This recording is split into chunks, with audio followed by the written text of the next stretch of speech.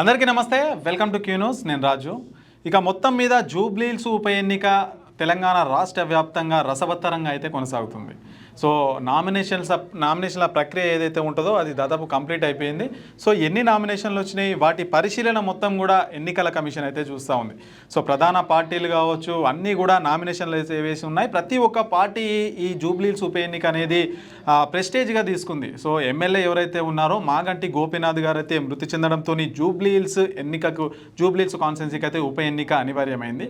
So ఇక ప్రధాన పార్టీలు ఏవైతే ఉంటాయో ప్రస్తుతం అధికారంలో ఉన్న కాంగ్రెస్, అదేవిధంగా అపోజిషన్లో ఉన్న బీఆర్ఎస్, అట్లాగే బీజేపీ పార్టీ సో ఈ జూబ్లీహిల్స్ ఎన్నికలు ఒక ప్రెస్టేజ్ ఇష్యూగా తీసుకొని వాళ్ళ క్యాండిడేట్లను కూడా మరి ప్రచారంలో అయితే ముందుకైతే దూసుకు వెళ్ళిపోతూ ఉంది.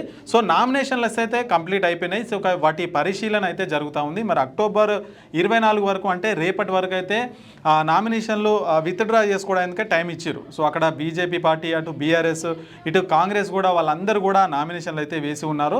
సో దాంతోపాటు ఇంకా కొంతమంది కూడా నామినేషన్లు వేశారు జూబ్లీహిల్స్లో. అంటే వాళ్ళు నామినేషన్లు ఎంతమంది వేశారు, సో ఎన్ని నామినేషన్లు వేశారు, ఎందుకు వేయాల్సి వచ్చింది నేను నామినేషన్లు అని చెప్పేసి అయితే ఒకసారి మనం క్లియర్గా తెలుసుకుందాం. ముందుగా ఎంతమంది నామినేషన్లు వేశారు అనేది ఒకసారి అయితే చూద్దాం. మనం ఆ బోర్డు మీద క్లియర్గా చూసుకుంటూ సో మొత్తంగాను 321 నామినేషన్స్ అయితే వచ్చినాయి జూబ్లీహిల్స్కు. సో అదేంటి ప్రధాన పార్టీలు దాదాపు ఒక 10-15 ఉంటాయి, మరి ఇన్నిగానం నామినేషన్స్ ఎక్కడి నుంచి వచ్చినాయని డౌట్ రావచ్చు. సో అదే మేము చెప్పబోతున్నాం. సో మొత్తం 321 నామినేషన్స్ అయితే వచ్చినాయి. సో అందులో 135 అయితే ఇప్పటి వరకు అయితే ఎన్నికల సంఘం ఏదైతే ఉందో అదైతే ఆమోదించింది అనమాట. అంటే 135 ఆమోదించారు. ఇంకా దాదాపుగా అందులో మొత్తం 211 మంది ఉన్నారన్నమాట. 211 మంది 321 నామినేషన్లు అయితే ఇచ్చారు. అంటే 211 అంటే ఒక్కొక్కరు 2 సెట్లు, ఒక్కొక్కరు 3 సెట్లు, ఇట్లా కలిసి మొత్తం 321 నామినేషన్లు అయితే వేసారు. సో ఇందులో ప్రధానంగా చూసుకుంటే మనకు రైతులు ఆర్ఆర్ఆర్ అంటే త్రిబుల్-ఆర్కి సంబంధించిన రైతులు ఉన్నారు, నిరుద్యోగ జేఏసీ ఉంది, సో అటు మాల సంఘాలు ఉన్నాయి. సో మొత్తంగాను 221 మంది 321 నామినేషన్లు అయితే వేసారు.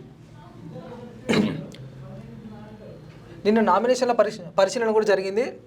దాదాపు 135 ఓకే అని, అంటే నామినేషన్లు మొత్తం 321 నామినేషన్లు రాగా అందులో 135 మాత్రం ఓకే అయినాయి. అంటే దాదాపు 135 ఓకే అవ్వడం అంటే 81 మంది వేసిన నామినేషన్లు మాత్రమే ఓకే అయినాయి అన్నట్టు. అంటే ఒక్కొక్కరు 2 సెట్లు వేసారు, కొంతమంది 3 వేశారు, కొంతమంది 4 వేశారు. అట్లా 135 నామినేషన్లు మాత్రం ఓకే అయినాయి. ఎస్. సో ఇంకా కాంగ్రెస్ 3 సెట్లు, బీజేపీ 4 సెట్లు, బీఆర్ఎస్ 4 సెట్లు, సో ఇట్లా వాళ్ళైతే వేసారు మొత్తానికైతే. సో మరి ఇంతమంది ఎందుకు వేయాల్సి వచ్చింది అంటే ముఖ్యంగా చూసుకుంటే త్రిబుల్-ఆర్కి సంబంధించిన రైతులు ఎవరైతే ఉంటారో మరి ఇప్పుడు తెలంగాణ రాష్ట్ర వ్యాప్తంగా రీజనల్ రింగ్ రోడ్ అయితే ఏర్పాటు చేస్తారు. అంటే ఆ రోడ్లో భాగంగా చాలామంది రైతులకైతే సో వాళ్ళ భూములు పోతున్నాయని చెప్పేసి వాళ్ళకు సరైన నష్టపరిహారం దొరకట్లేదు. మరి పాత ఎలిమెంట్ గత ప్రభుత్వం అయితే అలాట్మెంట్ చూపించింది, మరి ఇప్పుడు ఆ అలాట్మెంట్ కాదని మరి ఈ ప్రభుత్వం అయితే కొత్తగా రూట్ మార్చడం వల్ల అనేక మంది రైతులకు అయితే భూములు వెళ్ళిపోతున్నాయి. సరైన మద్దతు ధర కూడా ఇవ్వట్లేదని చెప్పేసి వాళ్ళు ప్రభుత్వానికి వ్యతిరేకంగా నిరసనగా వాళ్ళైతే మరి త్రిబుల్-ఆర్కి సంబంధించిన రైతులు అయితే జూబ్లీహిల్స్లో ఉప ఎన్నికకు నామినేషన్లు అయితే వేశారు. సో అట్లాగే నిరుద్యోగ జేఏసీ, సో నిరుద్యోగులు ఎవరైతే ఉంటారో వాళ్ళు కూడా నిరుద్యోగులు అయితే మరి పెద్ద ఎత్తున వేశారు. ప్రభుత్వం అధికారంలోకి వచ్చి దాదాపు 1.5-2 సంవత్సరాలకు దగ్గరికి వస్తుంది. మరి ఉద్యోగాలు ఇస్తున్నప్పటికీ మరి ఉద్యోగాలు ఇవ్వడంలో ఈ ప్రభుత్వం ఫెయిల్ అయిపోయింది. సో మరి పరీక్షలు కూడా సరిగా నిర్వహించడం లేదు. మనం రీసెంట్గా చూసినాం గ్రూప్ 1, గ్రూప్ 2 ఉద్యోగాలు మరి అక్కడ సుప్రీంకోర్టుకు పోవడం, దాన్ని రద్దు చేయడం. సో ఈ తతంగం అంతా నడిచింది. అంటే ప్రభుత్వానికి ఉద్యోగాలు కూడా కల్పించలేని స్థితిలో ఉన్నాయి. ఒక కల్పించిన వాటిని పారదర్శకత కరెక్ట్గా మెయింటైన్ చేయట్లేదని చెప్పేసి ప్రభుత్వం పైన నిరుద్యోగులు వ్యతిరేకతతోని వాళ్ళైతే ఈ విధంగా నామినేషన్లు అయితే వేయడం ఒకటే కాకుండా ఇప్పుడు వీళ్ళు ఏం చేశారంటే వీళ్ళు మేనిఫెస్టోలో పెట్టారు. కాంగ్రెస్ మేనిఫెస్టో ఏమని పెట్టిందంటే మేము రాగానే 2 లక్షల ఉద్యోగాలు ఇస్తామన్నారు. 2 లక్షల ఉద్యోగాలు పక్కన పెడితే వీళ్ళు చేసింది ఏం లేదు. గత ప్రభుత్వం కొన్ని 60,000 ఉద్యోగాలు ఇచ్చింది. ఎగ్జామ్స్ వాళ్ళే, నోటిఫికేషన్ వాళ్ళే పెట్టారు, ఎగ్జామ్స్ వాళ్ళే పెట్టారు, వాళ్ళు ట్రైనింగ్ కూడా వాళ్ళే ఇప్పించారు. వీళ్ళు ఏం లేదు, జస్ట్ ఆ ఉద్యోగులు వచ్చిన వాళ్ళకి వాళ్ళ ఉద్యోగాలు వీళ్ళకి ఇవ్వాలి, జస్ట్ వాళ్ళు పేపర్ మాత్రం ఇచ్చారు. అంటే వాళ్ళు అంటే మీకు ఉద్యోగం ఇస్తున్నట్టుగా ఒక పేపర్ మాత్రం ఓ పెద్ద ఆర్భాటం చేసి ఓ పెద్ద మీటింగ్ పెట్టి ఇక మేమే ఇచ్చినాం, ఇక ఇంతవరకు ఎవరు ఇవ్వాలి అన్న విధంగా చేసిరు అన్నట్టు కాంగ్రెస్ గవర్నమెంట్. అంటే పాత గవర్నమెంట్ ఇచ్చిన ఉద్యోగాలు అవి కూడా. సో ఇంకా నిరుద్యోగ చేసి వాటితోనైతే వేసింది. ఇంకా నెక్స్ట్ మాల సంఘాలు. సో మనకు రీసెంట్గా చూసుకుంటే ఎంఆర్పిఎస్ ఏదైతే వర్గీకరణ జరిగిందో సో సుప్రీంకోర్టు అయితే చెప్పింది మరి అమలు చేసుకోవచ్చు అని చెప్పేసి కూడా రాష్ట్రాలకైతే పిలుపునిచ్చిన నేపథ్యంలో మరి ఇక్కడ తెలంగాణ, అక్కడ ఆంధ్రప్రదేశ్ కూడా వాటిని ఒప్పుకొని వర్గీకరణకైతే చేస్తున్న నేపథ్యంలో మరి మాల సంఘాలు మాకు అన్యాయం అయితే జరుగుతుంది, సో వాటి వల్ల మరి ఉద్యోగాలకు మాకు కొరత అయితే ఏర్పడుతుంది, మాకు తీవ్ర అన్యాయం జరుగుతుందని చెప్పేసి వాళ్ళు కూడా ప్రభుత్వానికి వ్యతిరేకంగా ఈ నామినేషన్ల ప్రక్రియ అయితే మొత్తం కొనసాగించారు. సో దాదాపు నిన్న నామినేషన్ల పరిశీలన అయితే జరిగింది. 135 అయితే ఓకే అయిపోయినాయి. అంటే ఎన్నికల సంఘం ఏదైతే ఉంటుందో వాటి 135ను ఓకే చేసింది. సో 135లో 81 మంది అయితే ఉన్నారు. దాదాపు 186 మందిని అయితే రిజెక్ట్ చేసిరు అనమాట. సో ఇంకా రేపటికైతే లాస్ట్ డేట్ ఉంది. అక్టోబర్ 186 మంది 186 అంటే నామినేషన్లను తిరస్కరించింది. అంటే దానిలో ఏదో పొరపాట్లు ఉంటాయి, సరిగా నింపకపోవడమో లేదంటే ఇంకేమైనా సరైన ఆధారం చూపించలేకపోవడమో, సో ఇవన్నీ కూడా ఉండి సో అట్లా తిరస్కరణ గురైంది. ఇక లాస్ట్ డేట్ వచ్చేసి అక్టోబర్ 24, అంటే రేపటి వరకు టైం ఉంది. సో ఇంకా ఎంతమంది అందులో నుంచి ఉపసంహరించుకుంటారు, ఎంతమంది విత్డ్రా చేసుకుంటారు అనేది అయితే ప్రస్తుతానికి తెలియాల్సి ఉంది. దాదాపు 81 మంది అయితే ఇప్పుడైతే మనకు కనిపిస్తూ ఉంది. ఇక నవంబర్ 11న మనకైతే పోలింగ్ జరుగుతుంది. సో అట్లాగే నవంబర్ 14న మనకైతే రిజల్ట్ వస్తుంది. సో ఇక ప్రధాన పార్టీలు ఏవైతే ఉంటాయో మరి కాంగ్రెస్, బీజేపీ, బీఆర్ఎస్ కూడా వాటి పోటాపోటీగా ఈ జూబ్లీహిల్స్ ఎన్నిక మొత్తం కూడా ప్రెస్టేజ్ తీసుకొని వాళ్ళైతే ప్రచారంలో ముందుకు సాగిపోతున్నారు. కాంగ్రెస్ నుంచి నవీన్ యాదవ్, బీజేపీ నుంచి దీపక్ రెడ్డి, సో అట్లాగే బీఆర్ఎస్ నుంచి ఎవరైతే మాగంటి గోపీనాథ్ గారి సతీమణి ఎవరైతే ఉన్నారో మాగంటి సునీత, వాళ్ళైతే మరి ప్రచారంలో దూసుకోబోతున్నారు. సో మరి బీఆర్ఎస్కి సంబంధించి కీలక అనూహ్యం అయితే ఏర్పడింది. ఎవరైతే మాగంటి గోపీనాథ్ తనయుడు ఉంటాడో ఆయనైతే ఒకరు వచ్చారు. మరి తారక్ ప్రద్యుమ్న అనే ఒక వ్యక్తి వచ్చి మరి మాగంటి సునీత ఎవరైతే ఉంటారో ఆమె రెండో వైఫ్ కాదు, మరి ఆమె తప్పుడు సమాచారం ఇచ్చిందని చెప్పేసి ఆ తిరస్కరణ నామినేషన్ ఏదైతే ఉంటుందో దాన్ని తిరస్కరించాలని చెప్పేసి ఎన్నికల కమిషన్కి అయితే ఆయన ఒక ఫిర్యాదు అయితే చేసిండు. మరి దాన్ని అయితే పరిశీలించారు. సో మొత్తానికైతే ఆమె నామినేషన్ అయితే ఓకే అయిపోయింది. ఆమె ఎవరైతే తారక ప్రద్యుమ్న ఉన్నాడో ఆయన మాగంటి గోపీనాథ్ ఫస్ట్ భార్య కొడుకు అని చెప్పేసి కూడా ఆయనే చెప్పుకొచ్చాడు. సో మరి ఈమె అఫీషియల్గా ఈమె వైఫ్ కాదని చెప్పి కూడా ఆయన ఎన్నికల కమిషన్కి అయితే చెప్పడం జరిగింది. సో మొత్తానికైతే ఈ తతంగం అంతా నడుస్తూ ఉంది జూబ్లీహిల్స్ ఉప ఎన్నికల్లో.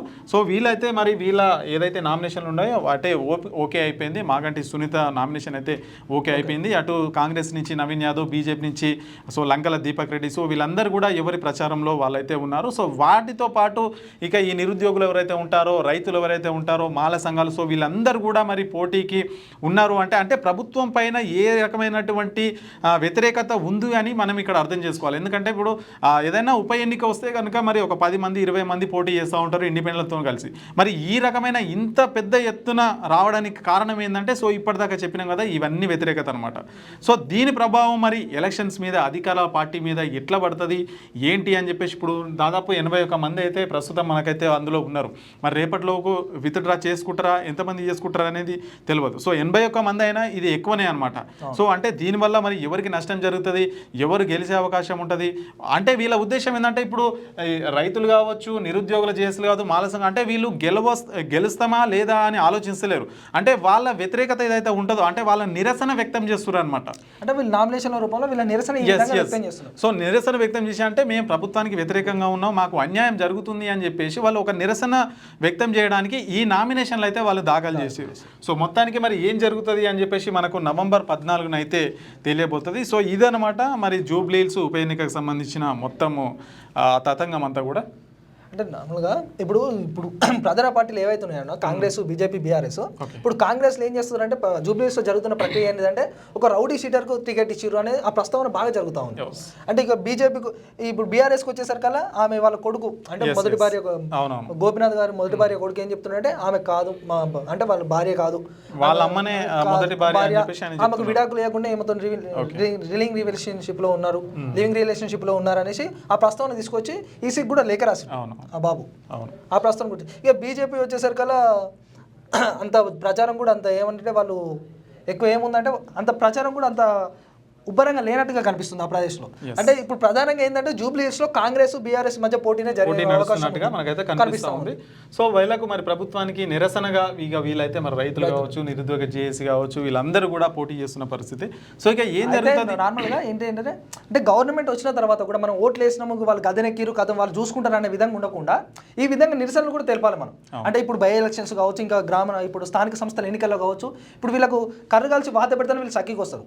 ఎందుకంటే వీళ్ళకి అధికారం ఇచ్చిన 5 ఏళ్ళ మా తతంగా నడుస్తుంది, మేము గెలిచినాం, ఇక మాదే హవా ఉంటుంది, ఇక మేము ఇష్టం ఉన్నట్టు చేసుకోవచ్చు అనే ప్రక్రియ కూడా చాలా ప్లేస్లో జరుగుతూ ఉంది.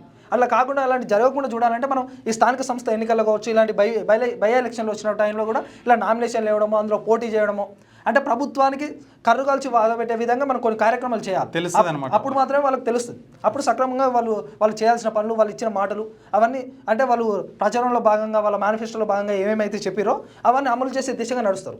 లేకపోతే వాళ్ళ తతంగం అంటే ఇక మనం ఇట్లా అంటే వాళ్ళకు వ్యతిరేకంగా మనం ఏం చేయలేకపోతే వాళ్ళు ఇక మేమే గద్దెనెక్కినాం, ఇక 5 ఏళ్ళు మా ఇష్టం వచ్చినట్టు చేస్తాం, మా ఇష్టారాజ్యం అనే విధంగా ముందుకు సాగుతూ ఉంటుంది. ఆయన్ని గమనించుకొని ముందుకు సాగాలని కోరుకుంటున్నాం. సో ఇదనమాట మొత్తానికి జూబ్లీహిల్స్ ఉప ఎన్నిక మొత్తం ఎట్లా జరుగుతుంది, తెలంగాణ రాష్ట్ర వ్యాప్తంగా కూడా ఎట్లా దీని గురించి చర్చ నడుగుతుందనే అంశం. ఇక మొత్తానికి నవంబర్ 14 జూబ్లీహిల్స్ ఎమ్మెల్యే ఎవరు అనేది అయితే తెలుస్తుంది. సో దానికంటే వీళ్ళందరూ కూడా వాళ్ళందరూ ప్రభుత్వానికి నిరసనగా వీళ్ళందరూ కూడా నామినేషన్లు వేస్తున్నారు. మరి రేపటి వరకు మరి ఎంతమంది విత్డ్రా చేసుకుంటారు అనేది అయితే ఇంకా తెలియాల్సి ఉంది. సో మొత్తానికైతే ఇది అనమాట జూబ్లీహిల్స్ ఉప ఎన్నిక సంబంధించిన పూర్తి డీటెయిల్స్. మీ వ్యాపారం అభివృద్ధి కావాలని కోరుకుంటున్నారా? అయితే వెంటనే క్యూనోస్ని సంప్రదించండి.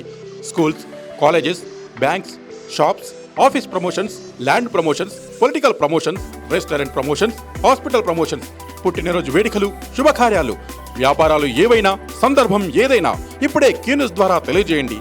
మీ వ్యాపారాన్ని అభివృద్ధి చేసుకోండి.